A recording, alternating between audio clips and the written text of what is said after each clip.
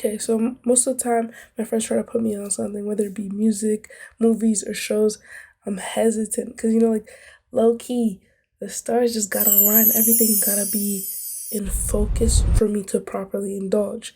But there was one instance where I got put on it immediately. I had to indulge just by looking at the poster, and I was like, it's my type of show, superhero show.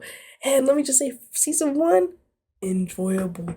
Peak everything from the pacing to the storytelling to the animation. It was perfect. Perfect. Everything, down to the last minute details. But ever since then, the show has just become so bunt, and there's so many problems that we need to discuss. Season 2, I enjoyed it. Like, I truly did, but I didn't like the fact that they took a mid-season break when they had a total of 8 episodes. That doesn't make sense. In one of those episodes, they decided to tell us why their animation dipped in quality. Sorry, animation takes a long time. They took time out of the day, basically excusing themselves and setting a standard for themselves, which clearly I don't think anyone messes with now. By doing that, they essentially make us like we're forced to give them grace because of the situation, right? They don't try to fix a problem and try to make sure that the animation is better. No, they force us to just be okay with it. And I hate that because they're just setting a shitty standard for themselves. Season 3, animation was bad. I mean, I would see on social media all the time. The only thing that really saved them was the conquest fight.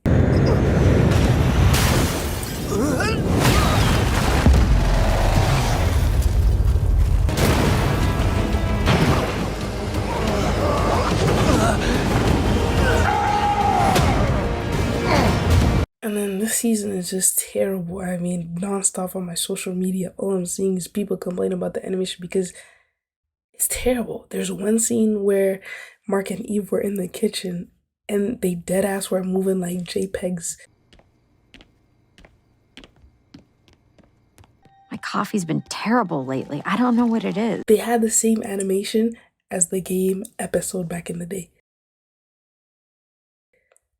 How is that happening? And even the recent fight where on the Coalition of Planets where it's like dragging them versus marking them, bro. Like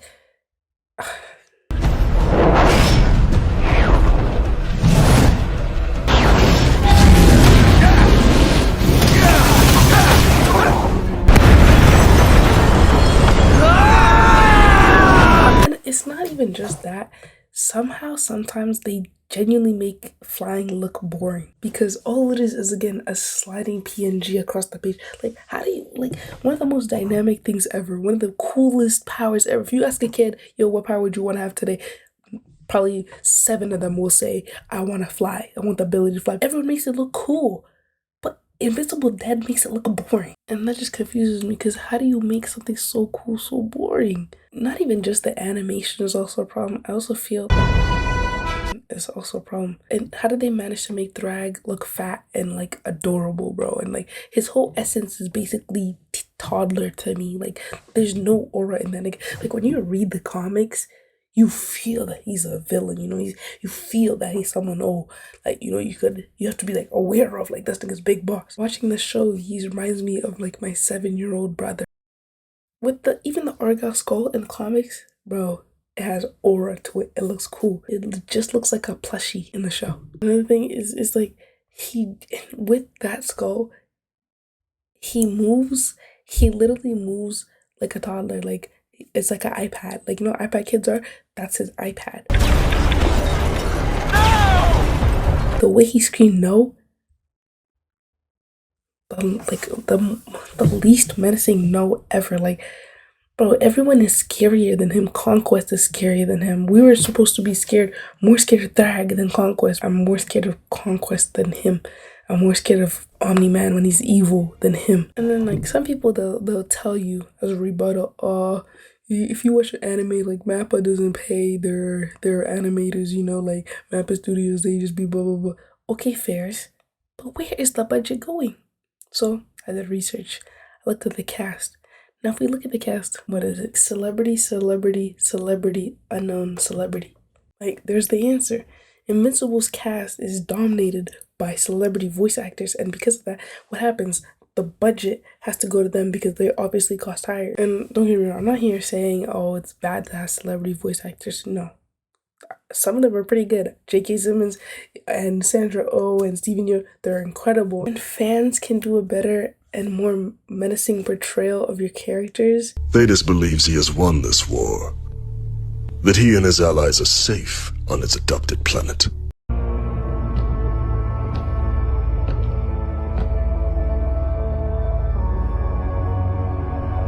Yo, yo, it's me, Thrag.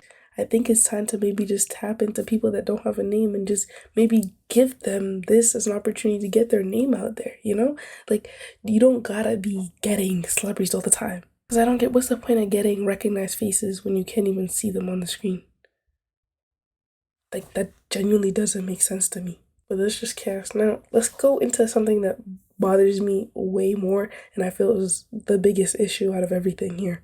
And that's the power scaling problem that Invincible does have. Now, don't get me wrong, I've read the comics, so I understand how things go, but sometimes they do choose to deviate. So I thought maybe, they choose to deviate with some things. Because if we look at, Mark will struggle against Thraxans and then just barely beat Conquest.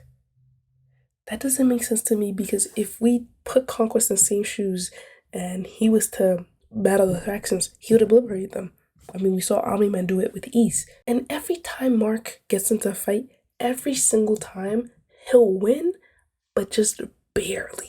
The thing is, Mark is half Viltrumite, right? And the precedence that the show sets is that these guys are actually really hard to beat. Like, there's a reason why they've essentially dominated the entire universe. So Mark shouldn't be struggling with Thraxans. He should be beating them with such ease. He should be moving like, remember, if you've watched The Boys first episode, A-Train literally just runs through Huey's girlfriend. That's what he should be doing. These Thraxans, he should be swatching like bugs. And there's a problem with that, because when you show Mark struggling with people that he should just be beating with ease, it just makes him look weak and the Viltrumites look weaker. And the thing is, the show proved how to do this correctly. Season 1, Omni-Man versus the Thraxans. The scene did everything right. You watched a Viltrumite move through an entire civilization like they were nothing. It was quick, it was brutal, it was so cool to watch. Okay, this is what Viltrumites are capable of, right? And it just showed their dominance. Like, that scene felt proper. But then there was a point, season 4, episode 6, this brother struggling to kill a bug for some food. How does that work? Does that make sense? Why is he struggling against this bug? Like, genuinely struggling. This fight should have been less than 10 seconds. Why was it actually longer than like 30 seconds? Like, the same man who dismantled an entire alien race without breaking a sweat is struggling to kill a bug. And the thing is, it's not impossible to get this right. Okay, look at One Punch Man. They built an entire series around a character who's completely broken and overpowered, and it works because the story stops being about whether Saitama can fight. He always wins. And it starts being about the anxiety of whether he'll arrive in time. Invincible could have easily and honestly done the same thing. Let Mark run through the lower tier threats like they're nothing, make us comfortable with how dominant he is, and then have the entire race of Saitama show up and give us a real fight. The Viltrumite should be that. Instead, the scaling is so inconsistent that Mark is struggling with the dragon that his dad took out with ease. There's a moment this season where it actually showed us what the show could be doing. The Hell episode.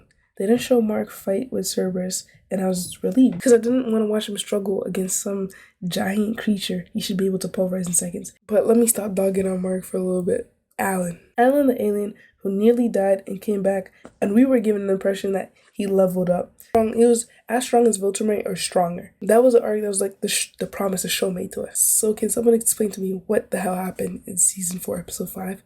Why is bro struggling so hard? Dude is genuinely getting handled. Like, I honestly put Alan on forward watch because that's ridiculous. The show told me he was built different, he was strong, he should be able to put his hands on a Viltrumite. And that's more of like a storytelling issue, but and yes, like some parts, okay, maybe, I don't even remember if that part's in the comics. I've low-key read the comics a long time ago.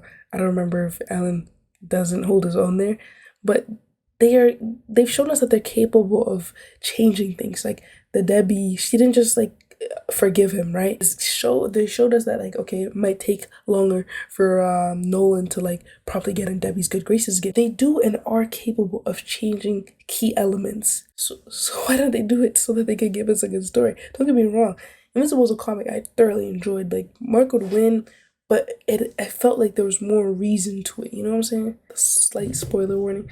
Except the final fight with Thrag, I think that was just some BS. I'm not gonna lie, I didn't enjoy that at all. But man, I just kind of just don't want them to just give Mark the same script every time. He'll fight a big boss and he'll just barely win every single time.